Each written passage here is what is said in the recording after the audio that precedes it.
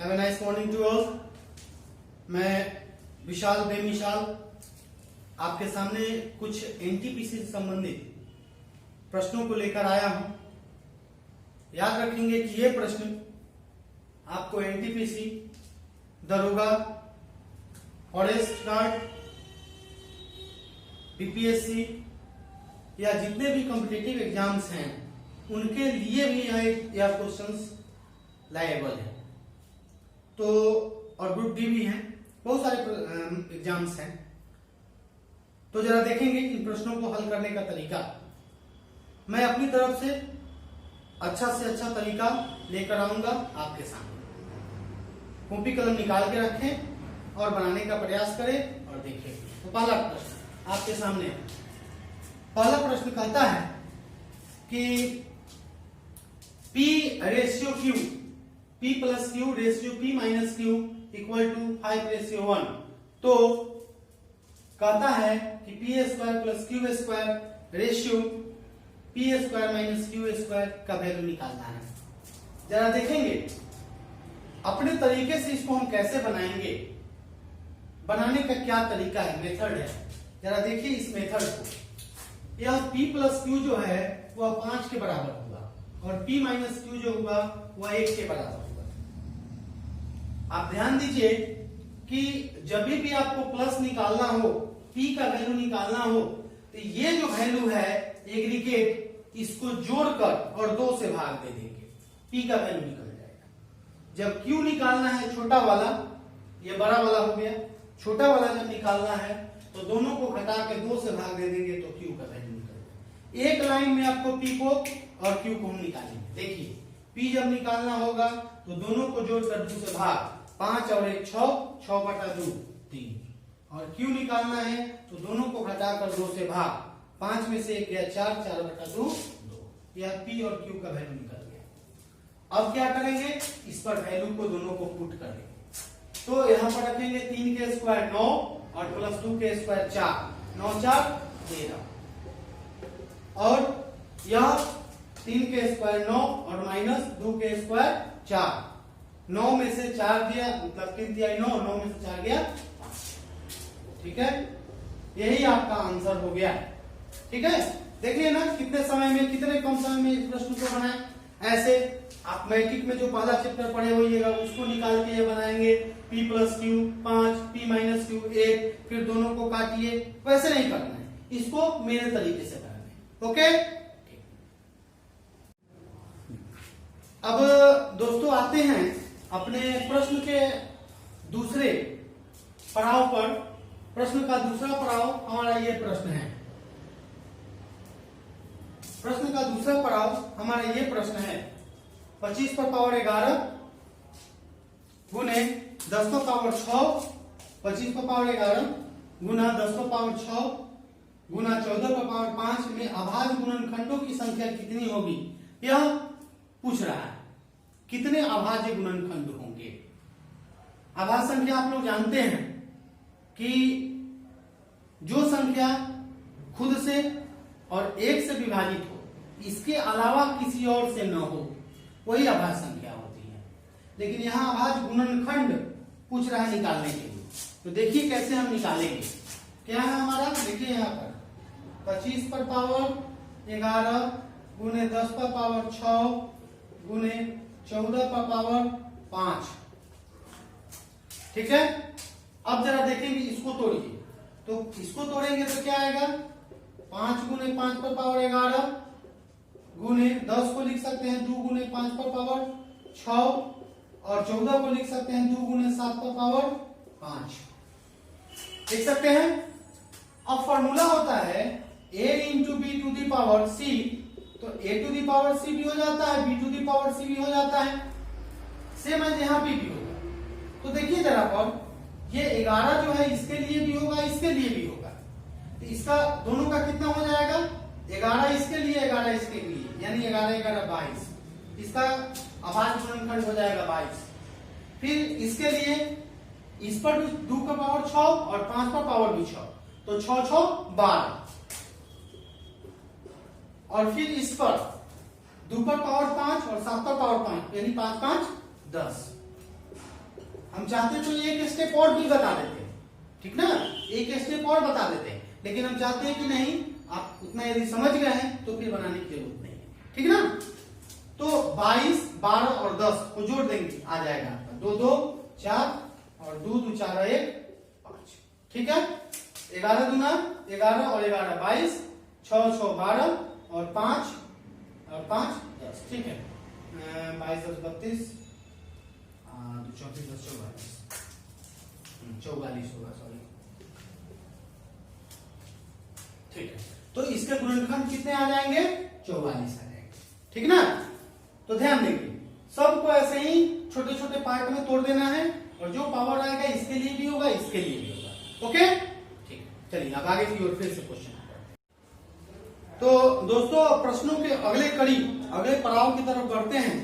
तो प्रश्न कहता है किसी धन को P, Q और R में 8, 3 और 7, 8:3:7 के अनुपात में विभाजित किया जाता है। यदि P और Q दोनों का भाग R के भाग से 300 रुपया अधिक हो तो R का भाग क्या होगा? जरा देखिए, बड़ा अच्छा आसान क्वेश्चन है, और यह रेशियो का क्वेश्चन है।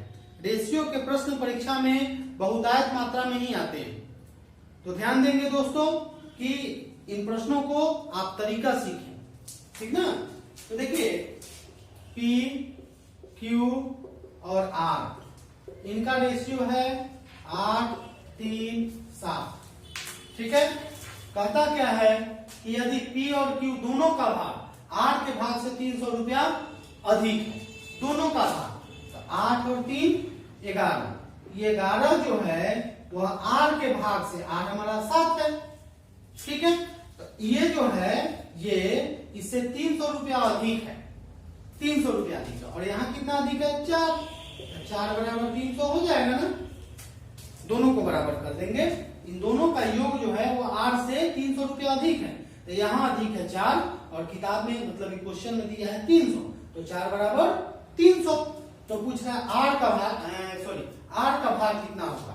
4 बराबर 300, तो R का भाग कितना है? 7, 7 बराबर कितना? 300 बटा 4 गुने 7, 4 से 4 सते 28, 2 30, 2 पर 20, 4 बचे 20, 75 सते, 7 बचे 35 के 5 हासिल 3, 7 सते 49, 50 से 52, 525 रुपया इसका आंसर हो जाएगा, ठीक है ना। तो ध्यान दीजिए, देख लीजिए यहाँ पर P, Q दोनों का योग कर रहा है, R से अधिक है, तो आपके अनुसार यहाँ 4 और किताब में या क्वेश्चन में दे दिया है 300, दोनों को बराबर करेंगे, जिसका पूछ रहा है उसका निकालें, ओके। क्वेश्चन के अगले पड़ाव पर हम पहुंच रहे हैं। तो देखिए आपके पास सामने यह प्रश्न आ गया है, a² + b² + c² is equal to 2 into a - b - c - 3, तो a - b + c का वैल्यू क्या आएगा? ये देखिए प्रश्न को, ठीक है।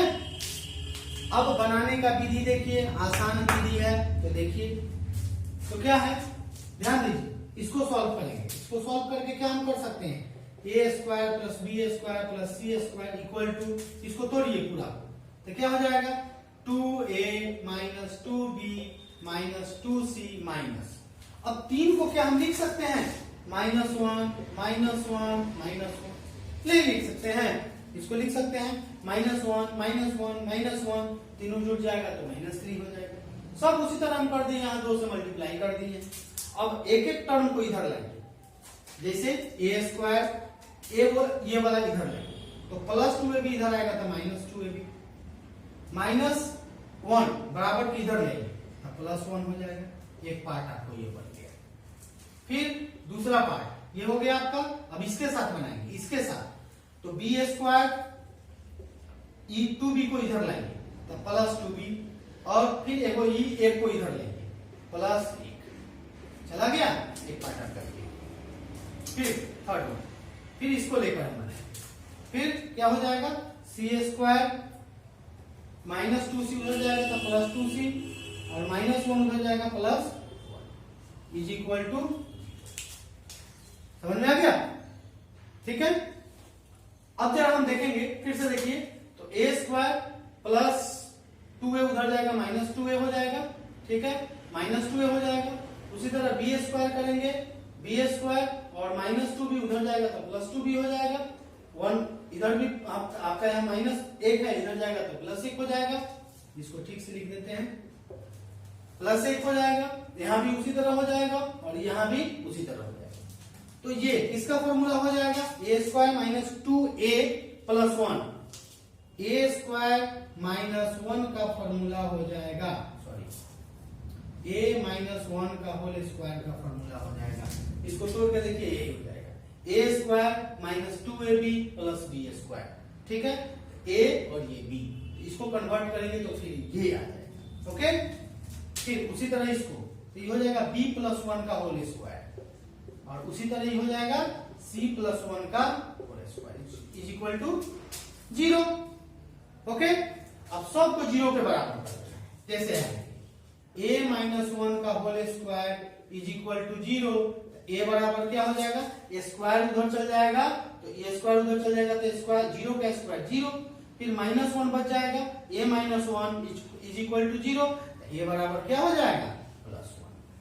ठीक है, उसी तरह b + 1 का whole square is equal to 0, तो b बराबर एक लाइन में बताइए क्या होगा, b का वैल्यू, स्क्वायर उधर चल जाएगा तो 0 रूट हो जाएगा, इस पर चढ़ जाएगा, इसका रूट इतना ही हो जाएगा, फिर +1 उधर जाएगा तो -1 हो जाएगा, तो b का वैल्यू भी निकल गया। उसी तरह c का वैल्यू निकालिए, तो बताइए c का वैल्यू सीधे -1, एक बार में देखिए निकाल दीजिए इसका वैल्यू। ठीक है, अब हमको abc का वैल्यू निकल गया। अब ये कह रहा है निकालने के लिए a - b + c, ठीक है, तो इसका निकालना है a - b + c का वैल्यू। ठीक है, a के जगह पर आप क्या लिखेंगे, a माइनस ये वाला माइनस, b के जगह पर -1 तो -1 प्लस, फिर c के जगह पर -1 तो -1 हो गया, a माइनस माइनस प्लस और प्लस माइनस माइनस। ठीक है, कट गया, क्या बच गया, एक, यही आपका आंसर।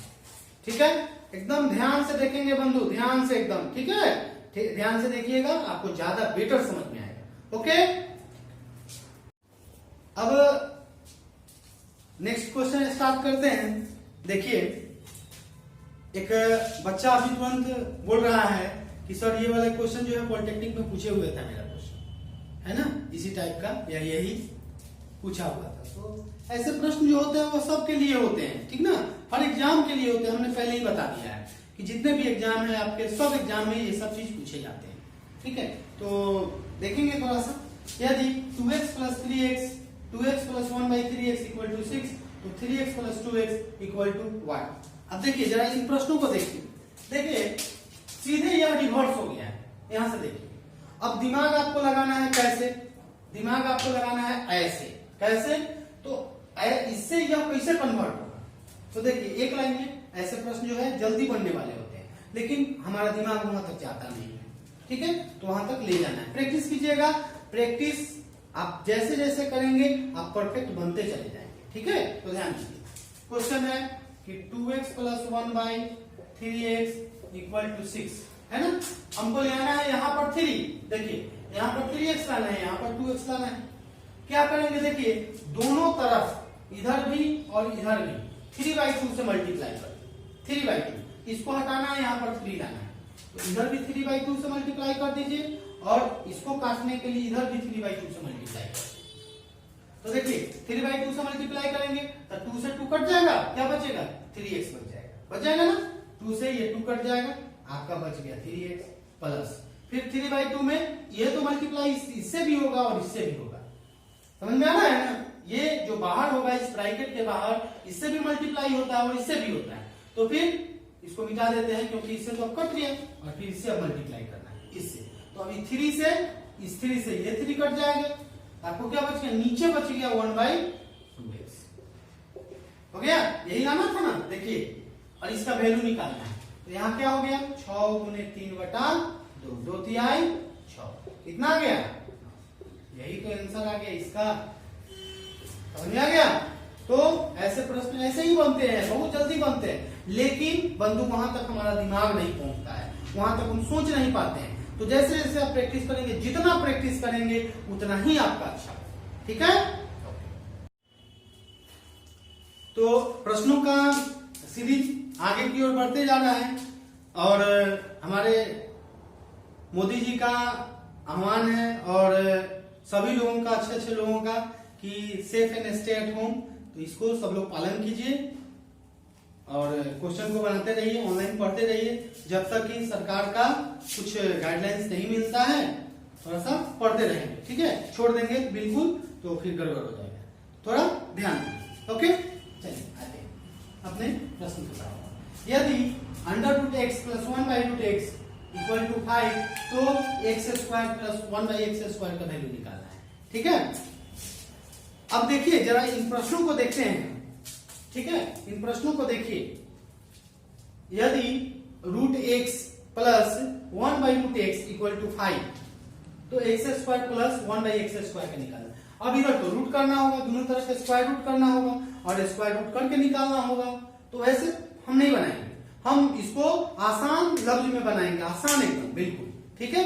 तो कैसे बनाएंगे देखिए, सबसे पहले ये सीख लीजिए कि यदि x + 1/x का वैल्यू यदि p रहे, x² + 1/x² का वैल्यू जो होता है p² - 2 होता है, ये फॉर्मूला होता है, ठीक है।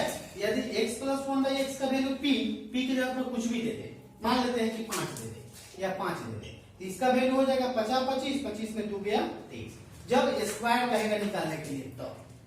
लेकिन यदि यही चीज रूट में रहे, √x + 1/√x = कुछ भी रहे समथिंग, तो पहले यहां से हमको ये लाना होगा, ये फॉर्मेट लाना होगा, तब इस फॉर्मेट से हमको इस फॉर्मेट में यदि पूछ रहा है निकालने के लिए तब लाना होगा, ठीक है।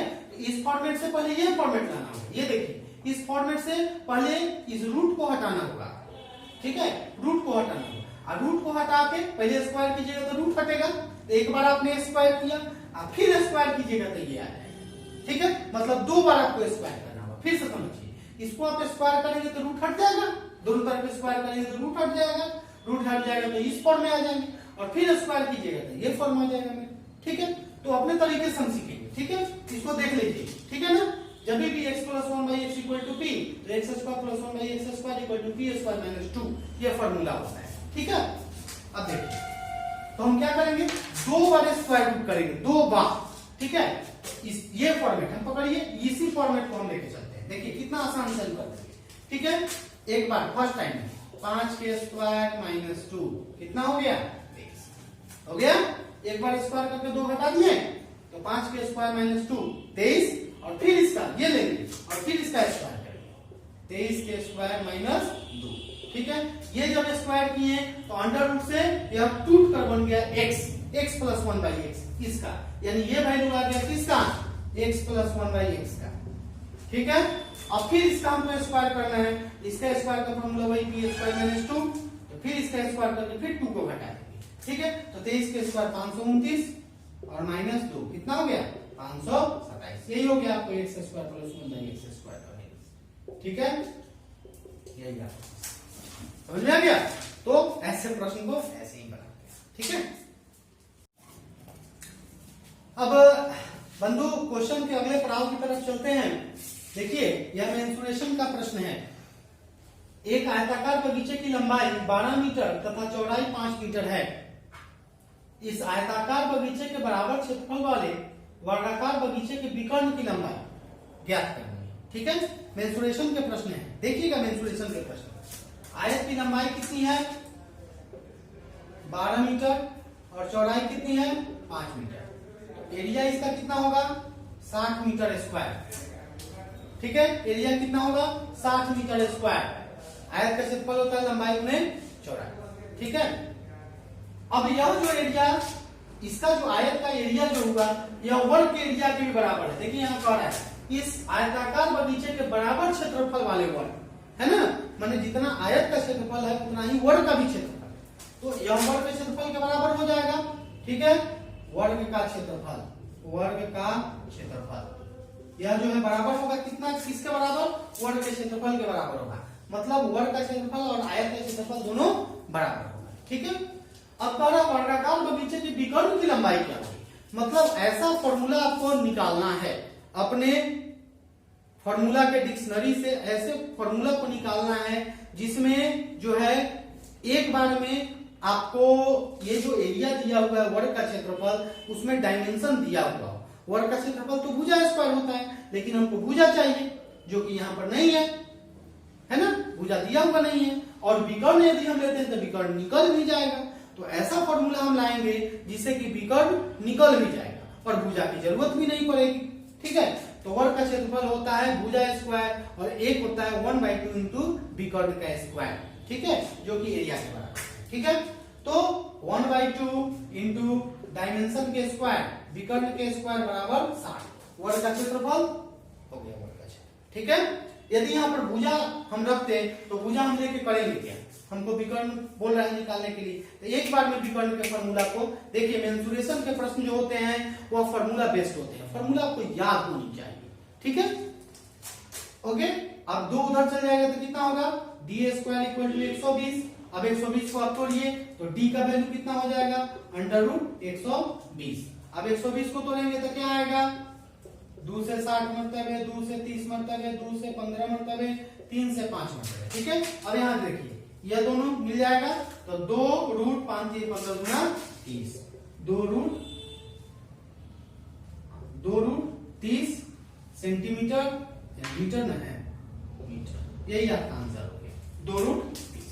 ठीक है, तो ये मेंसुरेशन के प्रश्न हुए और मेंसुरेशन के प्रश्न आपको फॉर्मूला नहीं याद होंगे तो फिर नहीं बनेंगे बाबू। ठीक है, ओके।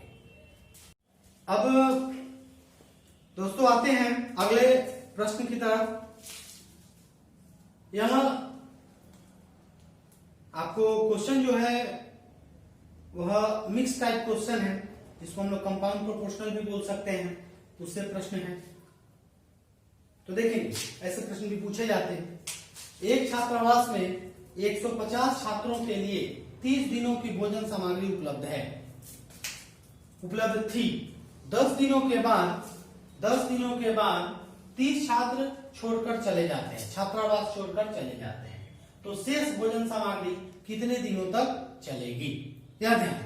देखिए 150 छात्रों का भोजन सामग्री है जो कि कितना दिनों के लिए, 30 दिनों के लिए। 150 छात्रों के लिए कितने दिनों की सामग्री है, 30 दिनों की भोजन सामग्री उपलब्ध है। ठीक है, 10 दिनों के बाद 30 छात्र छोड़कर चले गए। 10 दिन के बाद, तो 10 दिन तो खाया होगा ना भाई 150, 10 दिनों तक यह तो 150 लोग खाया होगा, तो 10 दिन तक खा लिया, 10 दिन का खा लिया भोजन। अब बच गया कितना दिन का, 20 दिन का, है ना। अब आ गए कितने और आ गए, 30 छात्र छोड़कर चले जाते हैं, हाँ नहीं, यहाँ पर आने वाले भी प्रश्न होते हैं और छोड़ने वाले भी। तो 30 छोड़कर चले गए तो बच गए कितने, आपके 120। ठीक है, अब इसको कैसे बनाएंगे, ऐसे त्रिमूर्ति इसको बनाएंगे, 150 गुने 20 बटा 120। ठीक है, 20 छक 120, 3 दूनी 6 50 और 2 से 25, यानी 25 दिन की। यदि 30 आदमी या 30 छात्र, 30 सैनिक, कुछ भी हो, छात्र के जगह तो कुछ भी हो सकता है, तो यदि छोड़कर चले जाए तो यह भोजन सामग्री कितने दिनों तक रहेगी, 25 दिनों तक रहेगी। ठीक है, ओके। अब अगला प्रश्न हम लोग देखते हैं। अगला प्रश्न है, देखिए एलिगेशन का क्वेश्चन है। दूध तथा पानी किस अनुपात में मिलाया जाए कि मिश्रण को क्रैमूल पर बेचने से 16.2/3% का लाभ हो। यह पुस्तक में देखिएगा बहुत बड़ा बनाया जाता है, लेकिन आपको हम कम समय में कम जगह में भी बनाने का सिखाएंगे। ठीक है, क्रैमूल पर बेचना है और लाभ चाहिए, क्रैमूल और लाभ, यही दोनों का केस है, क्रैमूल और लाभ। ठीक है, क्रैमूल अपने आप में 100% और लाभ कितना दे रहा है, 16.2/3, यानी 16 × 48 = 50, 50/3 हो गया। इससे काट सकते हैं, 50 दूना 100, 3 इधर चला जाएगा, 3 दूना 6 रेशियो 1, यही हो गया आपका आंसर। ठीक है, बस यही आपका आंसर हो गया। कितना आसान है ना। अब आते हैं हम लोग अगले प्रश्न की तरफ। अगला प्रश्न जो है वह आपके बोर्ड एंड स्ट्रीम से।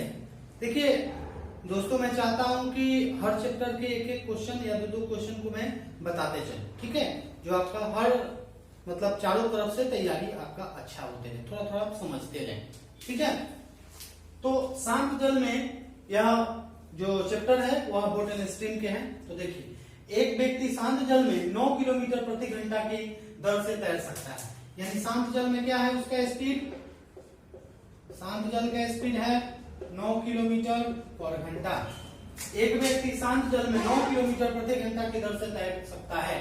नदी में एक नियत बिंदु से दूसरे नियत बिंदु तक धारा के विपरीत जाने में लगा समय धारा के अनुकूल जाने में लगे समय से दोगुना है। माने विपरीत दुगुना समय देता है, प्लस और माइनस, ये विपरीत हो गया, मतलब नाव और धारा एक दूसरे के विपरीत है, और ये जिधर नाव उधर धारा, ठीक है। तो जिधर नाव उधर धारा प्लस साइन से डिनोट करते हैं, और यदि दोनों एक दूसरे के विपरीत हो तो हम माइनस साइन से डिनोट करते हैं, ठीक है।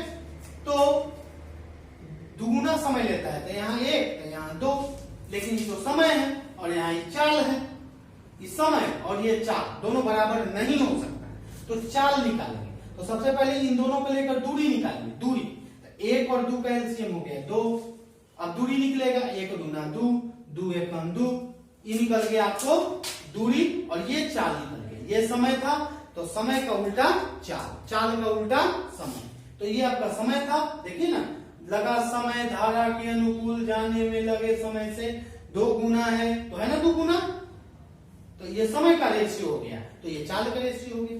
अब आइए, अब ये शांत जल है, तो यहां से शांत जल निकालेंगे।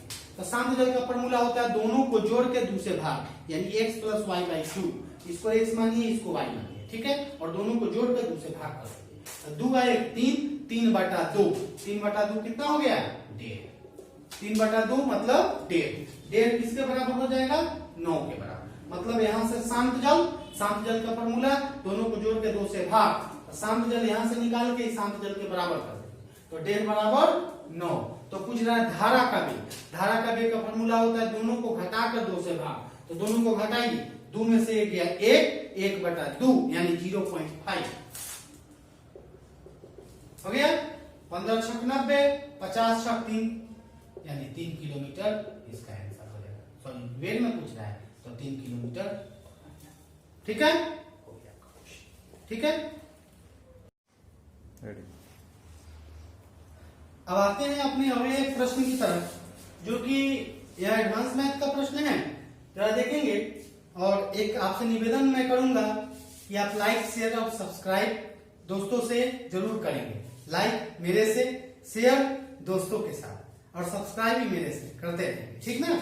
मुझे आगे बढ़ने के लिए मोटिवेशन मिलेगा आपके द्वारा, ठीक है, और प्रेम आपका और स्नेह बना रहेगा, ठीक है। आइए, त्रिभुज एबीसी कोई समद्विबाहु मतलब 2 भुजा बराबर समद्विबाहु त्रिभुज इस प्रकार है कि AB = BC 8 सेंटीमीटर और ABC 90 डिग्री, ABC इस पर 90 डिग्री है, और BC बराबर है, E और E बराबर है, ये 8 और ये 8, ठीक है। तो ये कितना हो जाएगा, कर्ण स्क्वायर और लंब स्क्वायर जो आधार स्क्वायर, ऐसे तो 8 के स्क्वायर प्लस 8 के स्क्वायर यानी 64 प्लस 64 128 अंडर रूट 2 छक 128 को निकालिएगा तो कितना होगा 64 32 16 8 4 2 2 दूना 4 दूना 4 दूनी 8 8√2, ये आपका हो गया 8√2, ठीक है, 8√2, ठीक है। कर्ण निकाल लिए हम लोग। अब कहता है कि इससे जो यहाँ पर जा रहा है लंब, इसकी लंबाई निकालनी है, BD मान लीजिए, इसकी लंबाई निकालनी है। सबसे पहले इस त्रिभुज का क्षेत्रफल निकालिए। त्रिभुज का क्षेत्रफल होता है 1/2 गुने आधार गुने ऊंचाई। त्रिभुज का क्षेत्रफल 1/2 आधार BC और ऊंचाई AB, ठीक है। 1/2 गुने 8 गुने 8, 8 चौका 32 सेंटीमीटर स्क्वायर। इस त्रिभुज का क्षेत्रफल हो गया 32 सेंटीमीटर स्क्वायर, ठीक है। अब आइए, ये वाला पार्ट हमको निकालना है, ये वाला पार्ट। अब 90 डिग्री इस पर बन रहा है, तो ये पार्ट लेंगे और ये पार्ट लेंगे तब बनेगा, ठीक है। तो त्रिभुज का क्षेत्रफल बराबर 1/2 गुने ये भाग AC गुने BD। BD निकालना है, ठीक है, BD निकालना है। त्रिभुज का क्षेत्रफल यहां से उठा लीजिए। AC आपको ये वाला है S√2 और BD तो निकालना है, ठीक है। इससे 2 चौका 8 और 4 अठे 32, ये नीचे आ जाएगा। तो BD बराबर हो जाएगा 8/√2, ठीक है, 8/√2। अब इसको रेशनलाइज करेंगे, √2 से ऊपर और नीचे 8√2, 2 दूना 4, 4 का वर्गमूल 2, 2 चौका 8, यानी 4√2 सेंटीमीटर इसका आंसर हो जाएगा, ठीक है। तो ध्यान दीजिएगा, ये दोनों को हम लोग कैसे करेंगे, पहले इसका एरिया निकालिए, एरिया निकालिए तो ये कर्ण भी निकाल लेना होगा आपको, और ये भुजा निकालना है तो ये भाग आपको AC पता होनी चाहिए, ठीक है। तो ऐसे करके हम लोग बनाएंगे। यदि आपको समझ में नहीं आए या कुछ बोलने का मन हो, कुछ मुझे सजेशन देने का मन हो, तो आप जो है वह मुझे कमेंट कर सकते हैं। धन्यवाद, फिर मिलेंगे।